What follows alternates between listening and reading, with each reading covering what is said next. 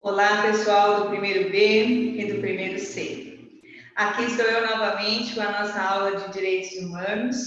Hoje vamos continuar o assunto sobre tratados que começamos a conversar na semana passada. Eu estou no local onde as lousas são pequenas, então para ir de uma sala a outra eu vou pausar o vídeo e prossigo, mas vai ser rapidinho. Eu já tirei foto das lousas antes de eu rabiscar, e aí eu vou colocar para vocês na sala de aula. Aconselho que anotem no seu caderno, e aí ao assistir a aula, vocês vão complementando as informações que vão colocar no caderno. A aula hoje não é muito fácil, não, mas eu tenho certeza que nós vamos vencer. Eu vou fazer o possível para traduzir as informações da melhor maneira possível. Então, vamos começar com a parte do conceito. Pega aí o seu caderno e vamos anotar o que significa tratados. Tratados internacionais, qual o seu conceito e as suas terminologias. Então, vamos anotar, por favor? Põe aí, conceito.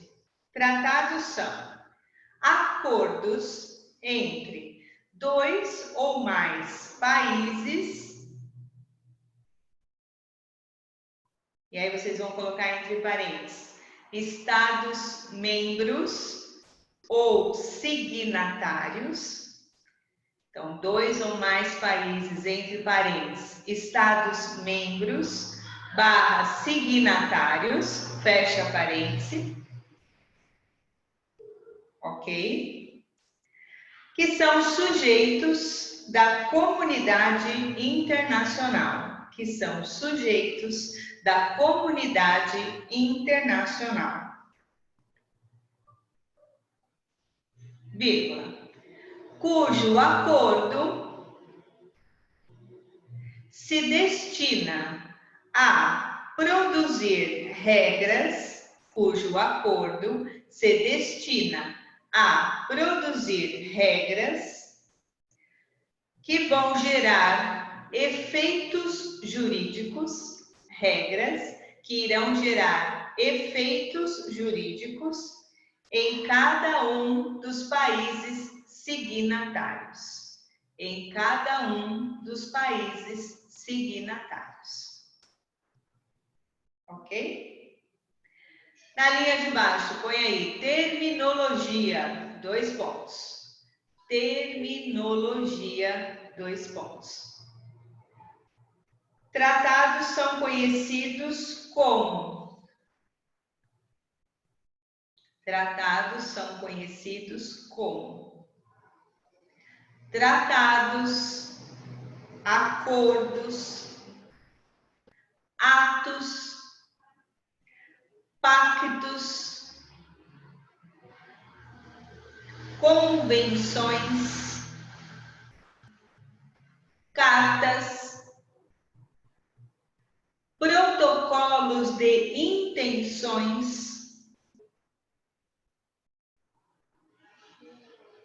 entre outros nomes. Ou seja, eu posso ter convenção, parará, parará, pacto de, parará, parará, tratado internacional sobre, parará, parará, certo? Eu não vou agora dar todos os nomes, porque aos poucos nós vamos conhecer quais são esses nomes. Vocês, inclusive, vão trabalhar no próximo bimestre a questão de tratados que mais caem na prova da OAB, assim como na maior parte dos concursos onde direitos humanos é exigido, tá? Para que vocês tenham esse contato com esse tipo de documento internacional, saibam como eles são escritos e de que maneira vocês vão aprender a utilizá-los como operadores do direito. Vou caminhar hoje numa aula explicando o seguinte. Outros dias eu conversei com vocês em outras aulas assim. Os países têm problemas que são comuns a esses países. Então, eles se reúnem através dessa comunidade internacional. Vocês devem ter feito aquele questionário da ONU e verificaram lá como é que funcionam as votações, as assembleias, as reuniões. Então, eles vão se reunir para discutir aquela problemática que não é de um só país. é um problema de mais de um país. Naquele momento que eles estão se reunindo, cada país manda o seu líder de governo, no nosso caso, o presidente da República. E se não for ele, o ministro das Relações Exteriores. Vão participar das reuniões onde nascem essas minutas. O que é uma minuta? Uma minuta é uma prévia do que vai ser esse documento depois de estar votado, estar estabelecido. Então, são feitas prévias, são feitas minutas que vão estar estabelecendo como esse documento será redigido. Cada líder de cada país vai poder palpitar, dizer se concorda, se não concorda, se tem alguma sugestão de retirada de cláusula ou alguma sugestão de inserir mais cláusulas. Quando essas reuniões terminam e pronto, faz-se a minuta final. Esta minuta se transforma no documento oficial, se transforma no tratado internacional. Os líderes destes países vão assinar este tratado, que aí essa assinatura, lembra da aula passada? Vai fazer um depósito sobre a versão original deste tratado. E aí, este líder deste país assume um compromisso jurídico. Não está aí no conceito? 2 ou mais países vão assumir compromissos jurídicos? Qual é o compromisso? O principal deles é trazer este tratado internacional para dentro do seu ordenamento jurídico, para que os seus cidadãos sejam obrigados a cumprir com o que está determinado ali naquele tratado. Então, veja só, este tratado ele tem um trâmite internacional. Após ser assinado pelo nosso presidente da República ou o ministro das Relações Exteriores, ele vai ter um procedimento interno para que ele se torne exigível, para que ele se torne executável, para que todos nós, brasileiros ou estrangeiros naturalizados, estejamos sujeitos a cumprir as normas deste tratado. É sobre isso que a gente vai conversar hoje. Vou esbarrar em alguns momentos com a matéria de direito constitucional, mas aqui, meu único objetivo é explicar como este tratado, que é um documento internacional, sai da esfera internacional e vem para dentro do ordenamento jurídico brasileiro. Por isso, vamos usar bastante a Constituição, porque é ela que rege este caminho. Então, vamos começar aqui na nossa lousa. Veja só, eu tenho aqui o conceito e a terminologia dos tratados, que vocês já anotaram. E aí, vamos a este processo de incorporação destes tratados no nosso ordenamento jurídico. A nossa primeira fase, ela começa no artigo 83, inciso 8º da Constituição Federal, quando diz assim: compete privativamente ao presidente da República celebrar tratados. Isso quer dizer que é uma competência privativa, cabe só a ele celebrar os tratados. Celebrar significa assinar. Assinar um compromisso internacional para trazê-lo para dentro do sistema nacional. E aí acontecem 2 alíneas. Na alínea A, o presidente da República, na condição de chefe do Estado, do governo, ou se ele não puder ir, o ministro das Relações Exteriores vai assinar este tratado. Uma vez assinado este tratado, é enviada uma versão original deste tratado para quem é o guardião da nossa Constituição Federal. Quem é? O Congresso Nacional. Então, uma vez que os nossos líderes de Estado, no caso, o presidente da República, na sua ausência, o ministro, assinam este tratado internacional, ele é encaminhado, uma versão original deste tratado, ao Congresso Nacional, através de uma mensagem presidencial requerendo a sua aprovação. Então, começa, dentro do sistema nacional, uma nova caminhada. Assinou-se o Tratado Internacional, esta versão oficial do tratado é trazida para dentro do Congresso Nacional, aonde ela será verificada. O Congresso tem a função de ser o guardião da Constituição Federal. Que verificação é essa que será feita? Vamos verificar se todos os artigos, incisos, alíneas, parágrafos que estão definidos naquele tratado, se eles não ferem o direito já adquirido nacional. Como está lá no comecinho da nossa Constituição, somos um Estado soberano de direito. Por sermos soberanos, temos o nosso sistema legal. Então, este tratado em nenhum momento pode ferir o que já é estabelecido no nosso ordenamento jurídico. E quem vai passar essa peneira para saber se está ou não ferindo a Constituição é o Congresso Nacional, na fase 2, que eu já explico para vocês já na próxima lousa que você... Espero que essas pausas não tragam muito prejuízo ao vídeo, só vou descobrir depois, porque é a primeira vez que estou tentando dessa forma, mas eu acredito que vai dar tudo certo. Então, chegou-se no Congresso Nacional. E agora? O que vai acontecer, professor? Partimos do princípio do artigo 49, inciso 1º da Constituição, que estabelece que compete exclusivamente ao Congresso Nacional resolver definitivamente sobre tratados. Este resolver definitivamente fica um pouco complicado de entender. O que quer dizer? Resolver definitivamente quer dizer analisar este tratado internacional de acordo com as nossas regras constitucionais.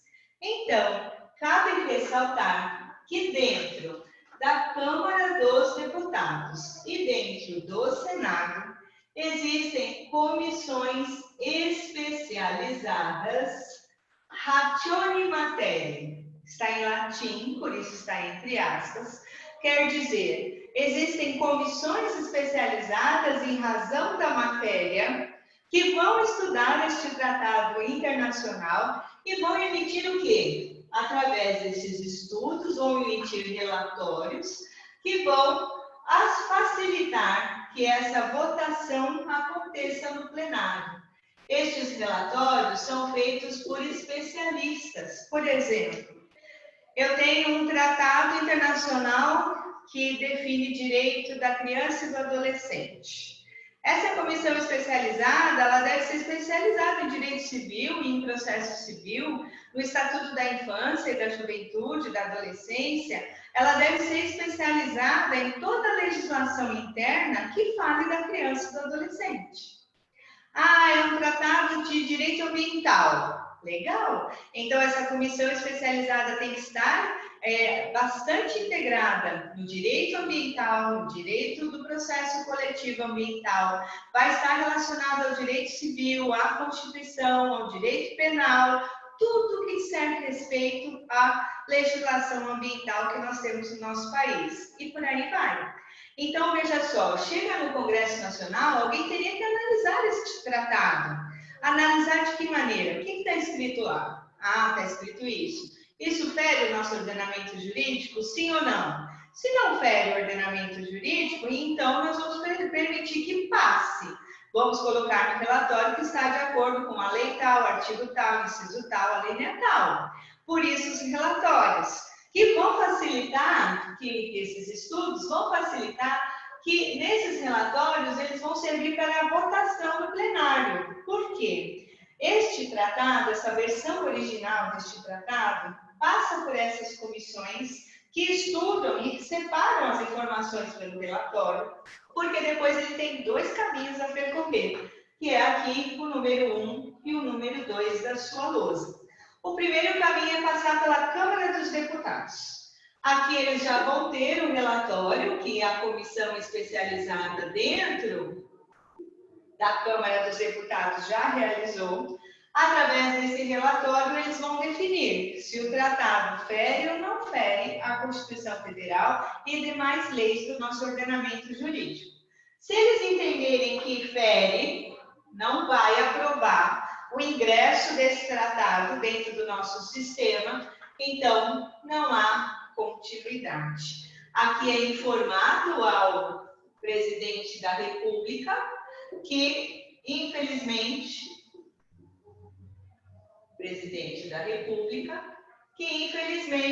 este tratado fere a nossa legislação, não vai ser possível ele adentrar no nosso sistema.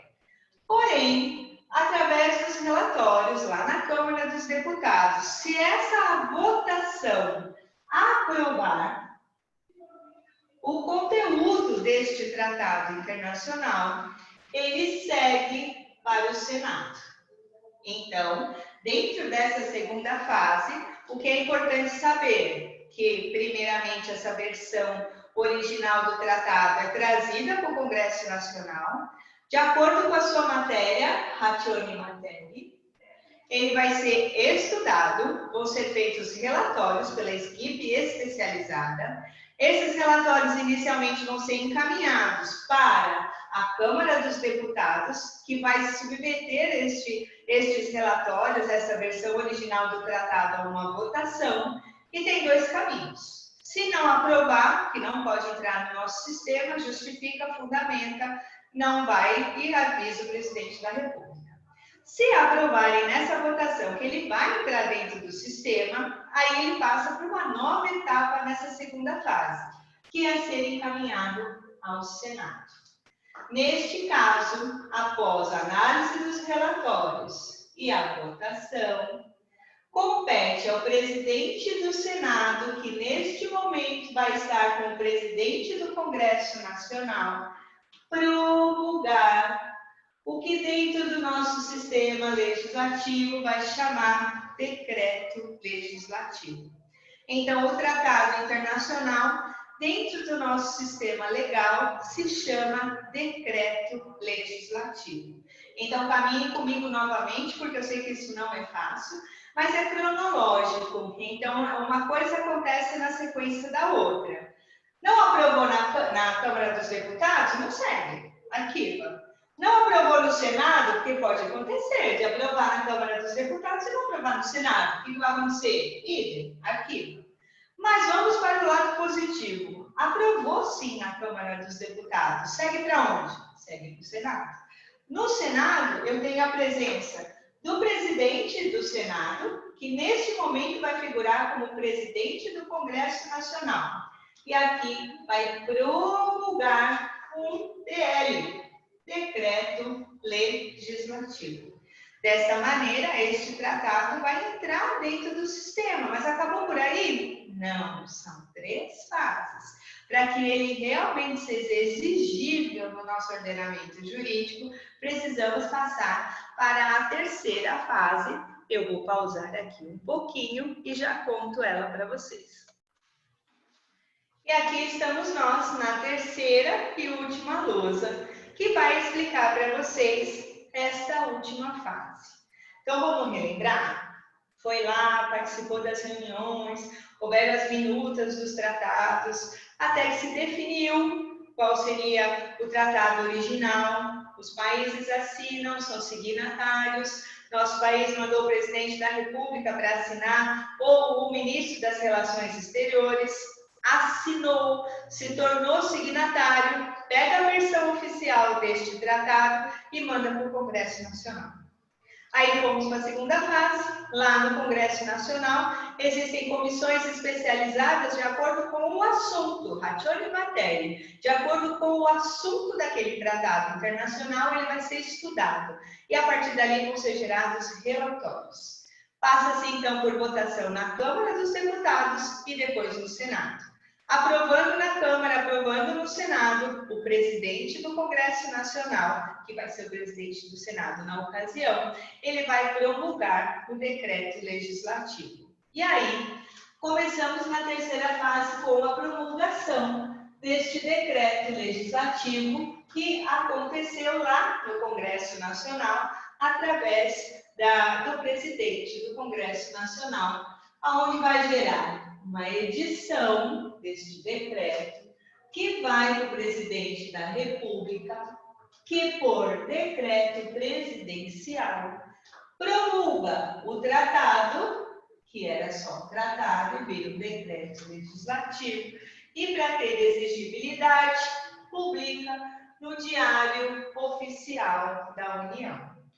A partir do momento que há a publicação, se torna notório para brasileiros e estrangeiros naturalizados, não podemos mais alegar ignorância, devemos cumprir o que está ali determinado e, por essa razão, o decreto legislativo é uma norma inserida em nosso ordenamento e passa a ter executoriedade interna. A partir do momento que está publicado, todos nós devemos cumprir, ele deve ser executado. E aí, veja só, ele ingressa no nosso sistema como um ato normativo infraconstitucional, respeitando a hierarquia com as leis ordinárias. E aí cabe a nós, os operadores do direito, estarmos aprendendo, conhecendo os tratados, sabemos as suas relevâncias. Aqui faltou um link. Qual é a sua utilidade desses tratados para usar na defesa do indivíduo, na defesa da coletividade de indivíduos, porque existem muitas determinações legais que estão inseridas no sistema por decretos legislativos e que o leigo não vai saber. Vai caber a vocês, quando forem advogados, estarem estudando um assunto que, graças a Deus, vocês têm internet, onde vocês podem estar jogando no amigo Google aquela pesquisa sobre aquele determinado assunto, para que você conheça tratados internacionais sobre aquele assunto. Por exemplo, me ocorreu agora a ideia de fazer a pergunta sobre refugiados. No caso dos refugiados, você então pode jogar no amigo Google Tratado Internacional sobre Refugiados. Vai aparecer um monte de informação de quais foram os acordos internacionais que um país assinou com o outro, e não só dois, muitas vezes são 10, 20, 30 países, até porque este problema dos refugiados tem assolado muitos países. Então, tanto aqueles que estão mandando o seu pessoal embora, como os países que estão recebendo esses refugiados. Então, veja só, a aula de hoje foi para mostrar para vocês que não tem pode pilim-pilim. Aqui a coisa tem que acontecer dentro das regras, dentro das normas. Então, se o tratado internacional foi assinado, ele tem que ter um trâmite legal para ele entrar dentro do nosso ordenamento jurídico.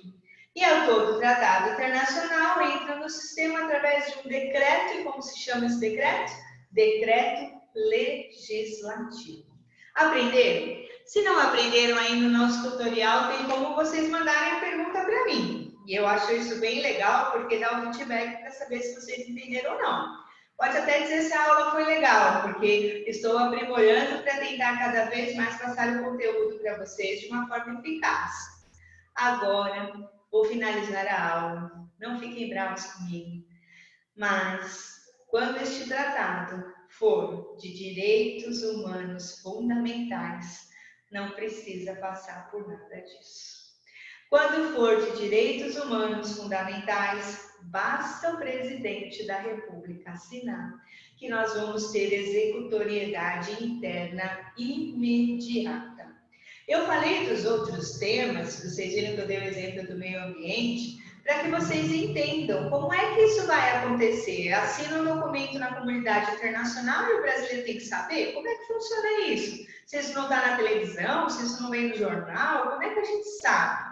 Então, existe um trâmite legal para que as pessoas, os nacionais, nós tenhamos obrigação de cumpri-los, os estrangeiros naturalizados. Agora, anotem aí no seu caderno as informações para finalizar a nossa aula. Coloquem aí. No Brasil, basta um decreto de execução. No Brasil, basta um decreto de execução. Expedido pelo presidente da República.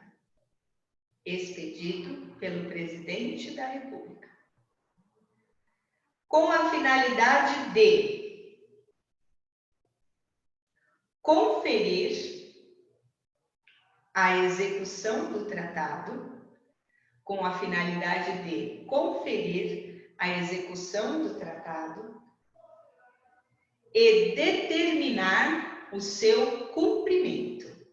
E determinar o seu cumprimento. ratificando-o no âmbito interno nacional. Ratificando-o no âmbito interno nacional. Ponto na linha de baixo. Assim, pelo princípio da aplicabilidade,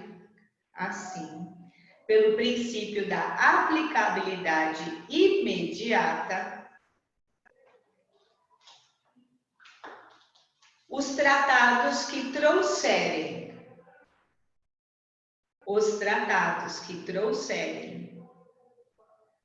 como assunto principal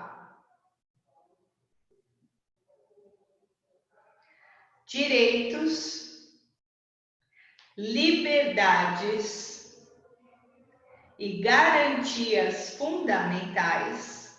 Vamos lá? Direitos, liberdades e garantias fundamentais possuem aplicação imediata.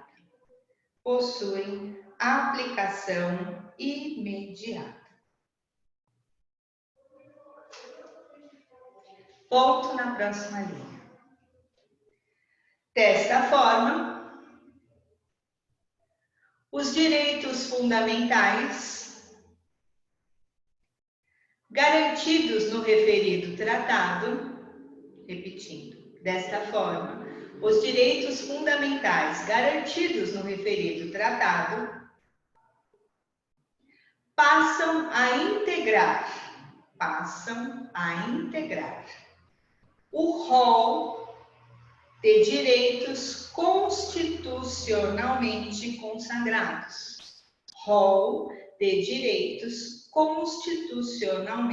consagrados. E assim, se tornam exigíveis de maneira direta no âmbito da ordem jurídica interna.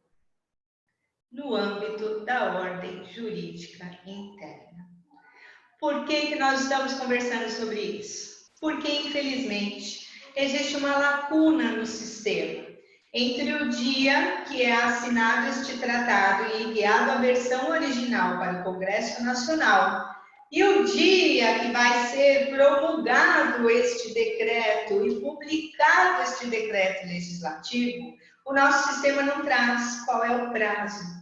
1 ano, 2 anos, 3 anos, 5 anos, 10 anos.